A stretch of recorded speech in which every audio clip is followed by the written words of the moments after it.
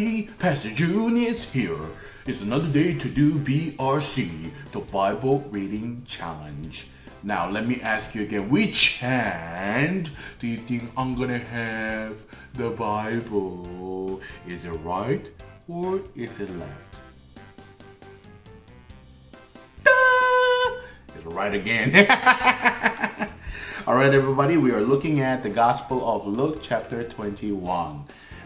Let's read it together, okay? Luke chapter 21. The widow's offering. As Jesus looked up, he saw the rich putting their gifts into the temple treasury. He also saw a poor widow put in 2 very small copper coins. Truly I tell you, he said, this poor widow has put in more than all the others. All these people gave their gifts out of their wealth, but she, out of her poverty, put in all she had to live on. The destruction of the temple and signs of the end times. Some of his disciples were remarking about how the temple was adorned with beautiful stones and with gifts dedicated to God. But Jesus said, as for what you see here, the time will come when not one stone will be left on another.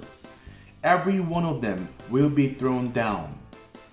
Teacher, they asked, when will these things happen? And what will be the sign that they are about to take place?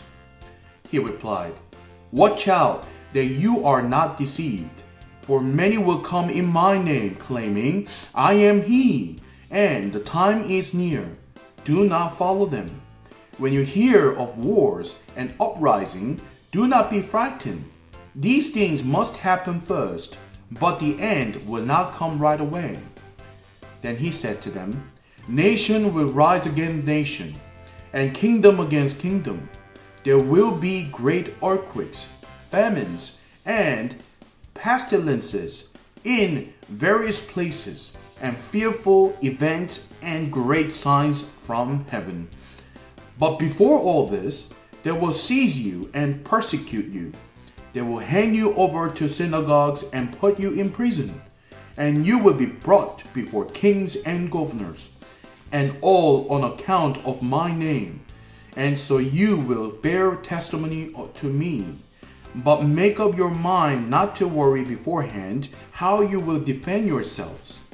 For I will give you words and wisdom that none of your adversaries will be able to resist or contradict. You will be betrayed even by parents, brothers and sisters, relatives and friends, and they will put some of you to death. Everyone will hate you because of me, but not a hair of your head will perish. Stand firm, and you will win life.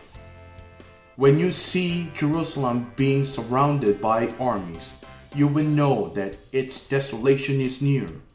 Then let those who are in Judea flee to the mountains. Let those in the city get out, and let those in the country not enter the city. For this is the time of punishment in fulfillment of all that has been written. How dreadful it will be in those days for pregnant women and nursing mothers. There will be great distress in the land and wrath against this people.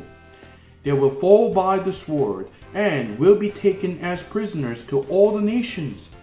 Jerusalem will be trampled on by the Gentiles until the times of the Gentiles are fulfilled.